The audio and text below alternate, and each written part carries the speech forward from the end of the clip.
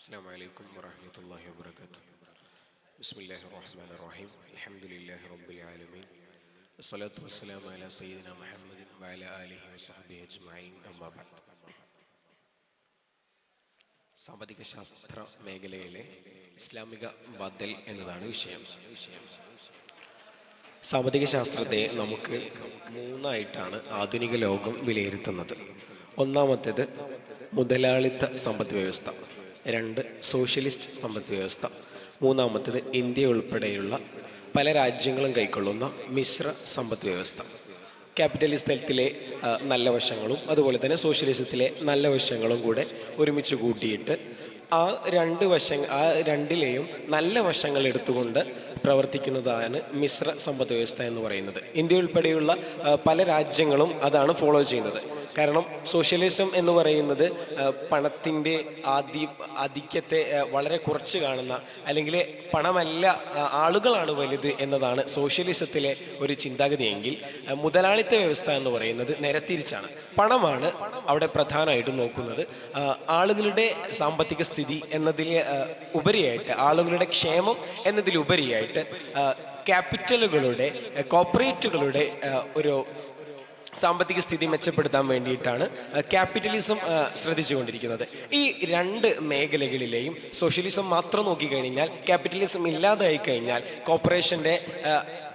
Corporation ഇല്ലാതാകുമ്പോൾ ഒരു രാജ്യത്തിനുണ്ടാകുന്ന തകർച്ച, അതുപോലെ തന്നെ സോഷ്യലിസം നോക്കാതെ താഴെത്തട്ടിലുള്ള ആരെയും നോക്കാതെ സമ്പദ് വ്യവസ്ഥ നിർവചിക്കുമ്പോൾ, അല്ലെങ്കിൽ സമ്പദ് വ്യവസ്ഥ താഴെത്തട്ടിലുള്ളവരെ തീരെ പരിഗണിക്കാതെ പ്രവചിക്കുമ്പോൾ, പറയുമ്പോൾ ഉണ്ടാകുന്ന പ്രശ്നങ്ങളൊക്കെ മാറ്റാൻ വേണ്ടിയിട്ടാണ് മിശ്ര സമ്പദ് വ്യവസ്ഥ എന്ന് പറയുന്ന പുതിയൊരു വ്യവസ്ഥ ഇന്ത്യയുൾപ്പെടെയുള്ള രാജ്യങ്ങൾ ഉൾക്കൊണ്ടിട്ടുള്ളത്. ഇങ്ങനെ മൂന്ന് സമ്പദ് വ്യവസ്ഥയാണ് നമ്മുടെ ആധുനിക ലോകം പ്രധാനമായിട്ടും പറയുന്നത്.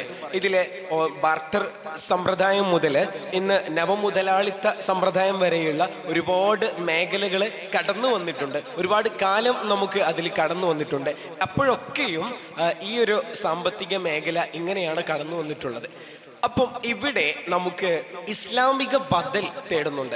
എന്തുകൊണ്ടാണ് മുതലാളിത്ത സമ്പദ് വ്യവസ്ഥ നമുക്ക് അംഗീകരിച്ചുകൂടാ? എന്തുകൊണ്ട് സോഷ്യലിസ്റ്റ് സമ്പദ് വ്യവസ്ഥ നമുക്ക് അംഗീകരിച്ചുകൂടാ?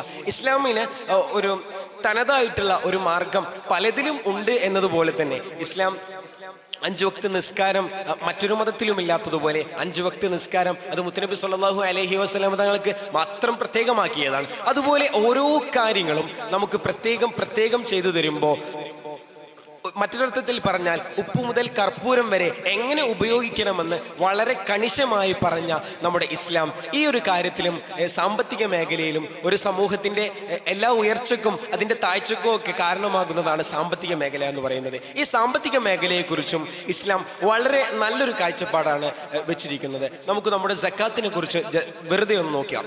സക്കാത്ത് എന്ന് പറയുന്നത് 8 വിഭാഗങ്ങൾക്കാണ് സക്കാത്ത് കൊടുക്കുന്നത്.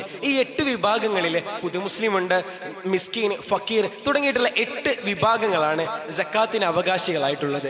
അവർ ഒരു തലത്തിൽ അല്ലെങ്കിൽ മറ്റൊരു തലത്തിൽ സമൂഹത്തിൽ നിന്ന് താഴെ തട്ടിലുള്ളവരാണ്. ഒന്നുകിൽ പണം കൊണ്ട് താഴെ തട്ടിലുള്ളവരായിരിക്കാം, അല്ലെങ്കിൽ പദവി കൊണ്ട് താഴെ തട്ടിലുള്ളവരായിരിക്കാം. ഇവിടെ നമ്മുടെ ക്യാപിറ്റലിസത്തിൻ്റെയും സോഷ്യലിസത്തിൻ്റെയും ഓരോ ഘടകങ്ങൾ ഇവിടെ കടന്നു വരുന്നുണ്ട്.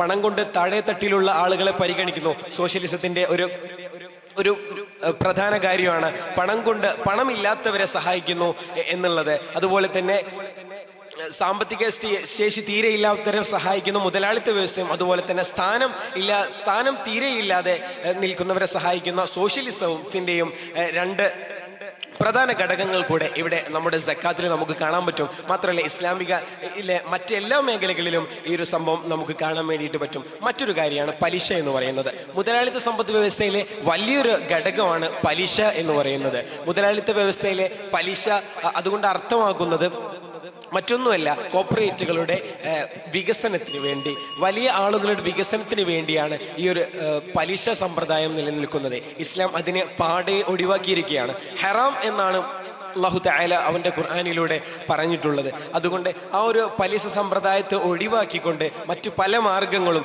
പലിശരഹിത കടങ്ങൾ, അതുപോലെയുള്ള ഒരുപാട് കാര്യങ്ങളെ ഇസ്ലാമിൽ നമുക്ക് കാണാൻ സാധിക്കുന്നതാണ്. പ്രധാനമായിട്ടും നമുക്ക് ഇസ്ലാമിക സാമ്പത്തിക ബദൽ എന്നിടത്തേക്ക് നമുക്ക് കൊണ്ടുവരാൻ പറ്റുന്നത് മറ്റൊന്നുമല്ല, സക്കാത്ത് എന്ന് പറയുന്ന വളരെ വലിയൊരു കാര്യം തന്നെയാണ്. ഇൻഷാ അല്ലാഹ് അല്ലാഹു തആല സ്വീകരിക്കുമാറാകട്ടെ. വാഖിറു ദഅവാനാ അൽഹംദുലില്ലാഹി റബ്ബിൽ ആലമീൻ. അസ്സലാമു അലൈക്കും വറഹ്മത്തുള്ളാഹി വബറകാതുഹു.